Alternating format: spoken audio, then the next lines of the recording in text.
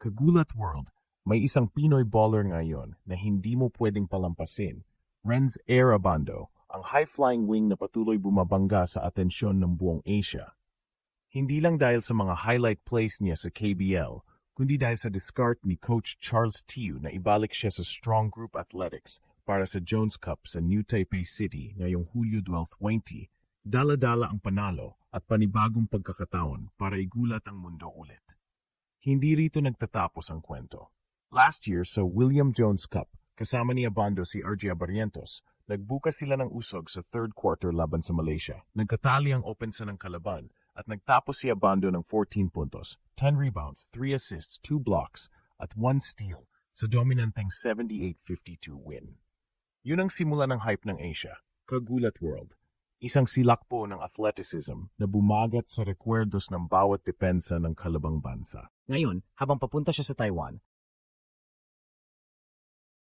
dala ni Abando ang handog ng ridiculously explosive dunks, cross-court hustle at ball handling na una sa benyag, higit pa sa papel na role player. Ayon sa Wikipedia, botante sa Ateneo, UST, Letran, Korea at Gilas, ang player na ito ay pambihira talaga, KBL champion, slam dunk champion, at one of Asia's most athletic wings, isang global profile na muling babangga sa Jones Cup stage. Pero hindi lang ito exhibition para sa AM fans. Para kay Abando, ito'y chance para ipakita na sa kabila ng injury setbacks at coaching adjustments, siya pa rin ang galamay ng Filipino athleticism. Masagana sa playing time sa SGA ngayon, may blessing siyang nakuha mula sa Gilas management. Pinayagan siyang magsuot ng Gilas mindset sa Jones Cup para pagkatapos agad na sumama sa national team preparations para sa Asia Cup. Kaya Kagulat World, abangan natin ang magiging role ni Abando sa Jones Cup. Bakit ang GMA News ay tinawag siyang spearheading kasama si Kiefer Ravena? Bakit si Coach Tiu ay hindi basta nagimbita, kundi binigyan ng lead role? At higit sa lahat, paano kung ang mga highlight dunk niya rito ay humataway ng exposure sa Gilas at judicious scouting team ng mga foreign pros? Ngayon, sisilipin natin kung paano makaapekto ang Jones Cup sa kanyang stock para sa Gilas, Asia, at posibleng sa susunod niyang break, kung saan basta athleticism pa lang, ginigising na ng alarm bell sa buong kontinente. Kagulat World, pag sinabing Abando, hindi basta hype. Ito ang klaseng wing na hindi mo inaasahan, ngunit agad pinapansin. At sa Jones Cup sa New Taipei City ngayong Hulyo 12, 20, hindi siya bumibisita lang. Siya ang front and center ng Strong Group Athletics, defending champions ng tournament at gustong-gusto ring makabawi. Sa preliminary games pa lang, kitang-kita na bakit siya, the guy. Si Abando ay nag-deliver ng phenomenal na stats laban sa Malaysia. 14 puntos, 10 rebounds, at 2 blocks sa loob ng 15-minutong laro. Isang double-double performance na nagpapakita ng kanyang panghihighter presence kahit hindi siya ang pinakamataas sa court.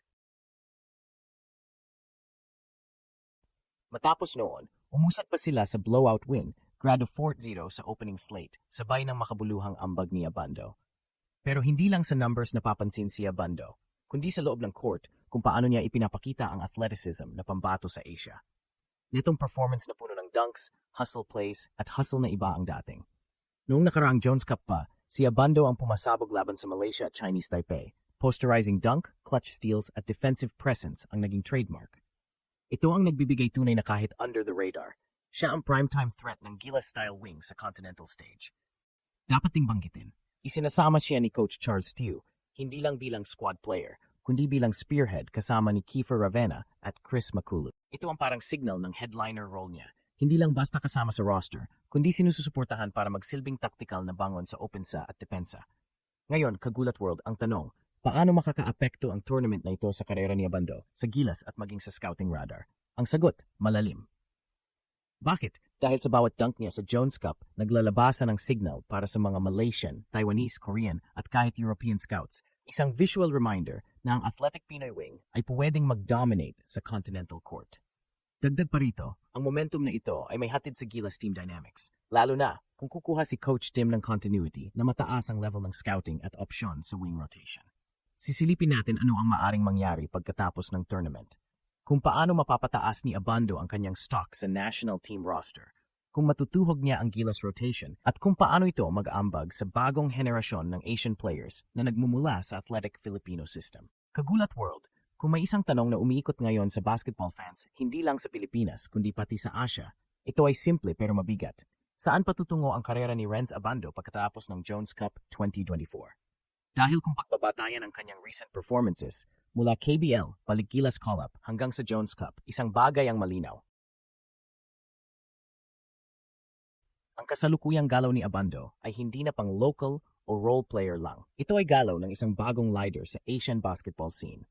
Matapos siyang bigyan ng pagkakataon ni Coach Charles Tew na maging isa sa mga go-to weapons ng Strong Group Athletics, hindi niya ito sinayang. Sa bawat dunk, sa bawat weak side block, sa bawat transition three-point attempt, pinapakita ni Abando na hindi siya nawala ng kumpiyansa kahit may injury layoff sa Korea.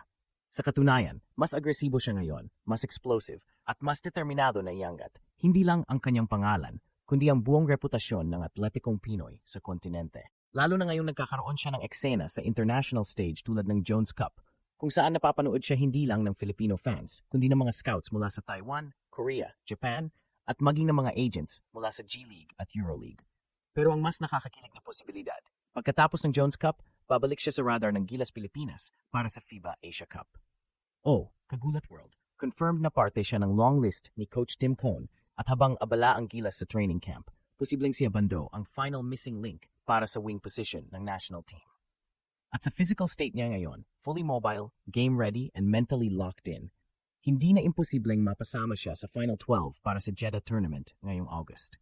Kung si RJ Abarientos ay muling na-integrate, kung si Lucero ay hinihintay matapos ang US trip, bakit hindi si Abando na ang maging wildcard na magpapabago ng pace sa second unit ng Gilas? Pero kagulat word, may isa pang posibilidad na mas malawak. Paano kung ang Jones Cup stint na ito ang maging daan ni Renz Abando patungong NBA G League, Euro Cup o maging sa Australia's NBL? Ilang beses na ring nabanggit ng analysts na kulang ang Asia ng pure athletic wings. Kung tutuusin, halos wala tayong nakikita na kasing taas tumalon, kasing bilis mag-react, at kasing lalim ng scoring arsenal gaya ni Abando. Sa tamang sistema, tamang team, at tamang exposure, maaring siya ang sumunod sa yapak ng mga tulad ni Yuta Watanabe o Lee Hyunjung na nagkaroon ng career sa G-League, NBA workouts, at Euroleagues. At dito ka mapapaisip, bakit parang underrated pa rin si Renz sa Pilipinas? Bakit tila hindi pa rin siya binibigyan ng garantisadong rotation spot sa Gilas, kahit paulit-ulit siyang nagpapakitang kaya niyang sumabay sa highest level of Asian basketball? May bias ba sa height, sa seniority, o baka naman sadyang naipit siya sa sobrang daming talent ngayon? Kahit ano pa man ang dahilan, ang totoo ay ito.